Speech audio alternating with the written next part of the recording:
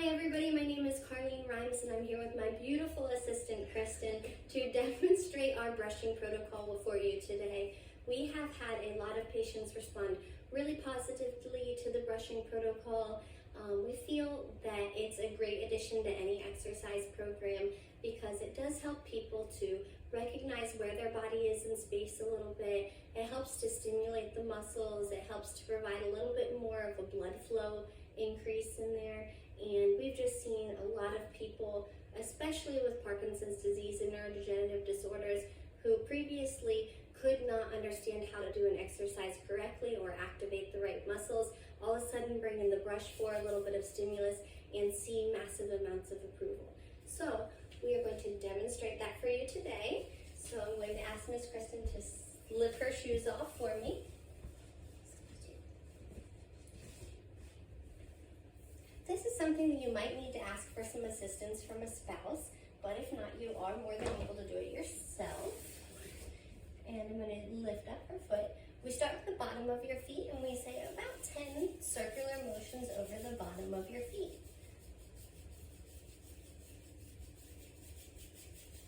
One of the biggest complaints that we hear in neurodegenerative disorders is people stating that they don't know where their feet are. So we see people when they're walking, turning to look at their feet or making sure their feet are in place before they do major motions, and we're hoping that this will help reduce that. Then you come to the top of your feet.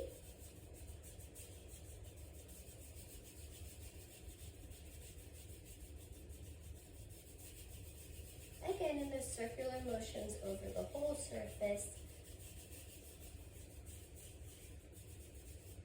Then we want to segment your leg. So we're going to do your lower leg. If you can't expose the skin, that's great. If not, just try to move all the wrinkles out of the clothing.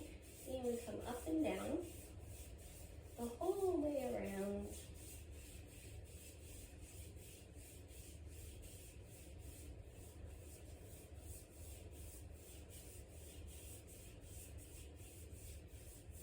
Then we move to the next segment of the leg.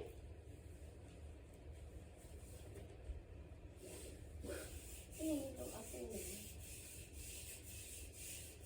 The whole way around the thigh. Just sneak in here. If you can, especially on these glutes, come the whole way up there. And get that all activated. And then coming around the glute and just providing a little extra stimulus there because we know that we can do a lot of stabilizing from our butts. After that, we ask you to wiggle your toes. Pedal up and down. And kick in and out.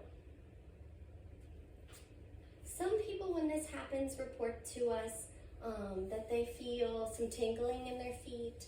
They feel like it tickles. Every once in a while I have people tell us that they feel like this is really sharp. You can touch one if you have it in front of you. It is definitely not sharp. That is actually your body's reaction of looking for the sensation and adapting to the new sensory input. A lot of times people feel like they'll be like, oh, my foot's tingling, it's making my feet go to sleep. It's actually quite the opposite. Your foot doesn't tingle when you're sitting on it when it falls asleep. It tingles after the sensation begins to come back. So the tingling is actually a sign that you're having an increase in sensation, not a loss of sensation. And we're going to do your upper extremity. Same process, we're going to do the palms of your hands. One of the places that I have seen the biggest benefit of has definitely been with hand therapy.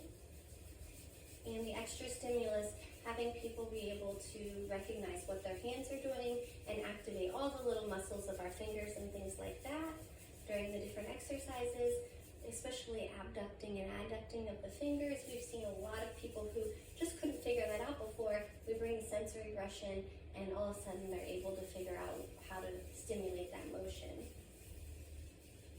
And we do the back of the hand.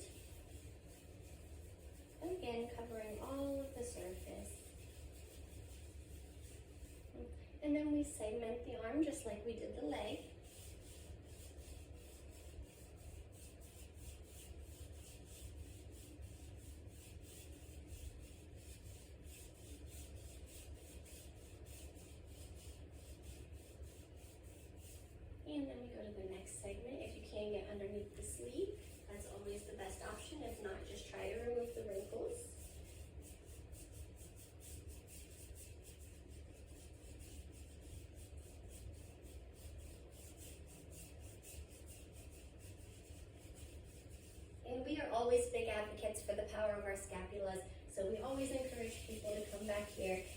brush over those because they can just help so much in our balance and our ability to weight shift and removing pressure from your spine.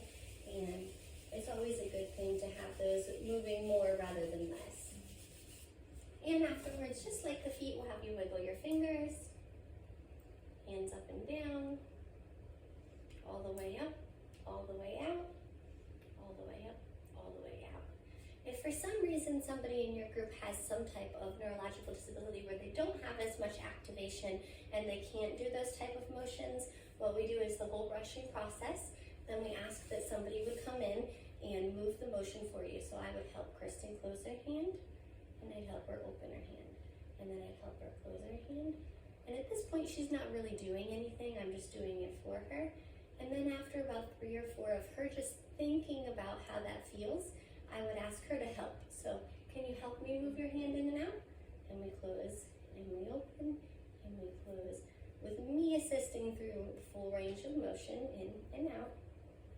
And then I take away my assistance and have her in and out, and in and out, and in and out. This is especially beneficial for any type of motion where maybe you're not seeing motion. A lot of people stop being able to do this with your wrists. If you can't do that with your wrists, having your spouse come in and lightly come up and down, and up and down, and up and down, and then you help up and down, up and down, up and down, and then take away the assistance, up and down, to hope to rewire that and encourage a little bit more motion. We hope this little bit of tricks helped you, and if you have any questions, feel free to ask.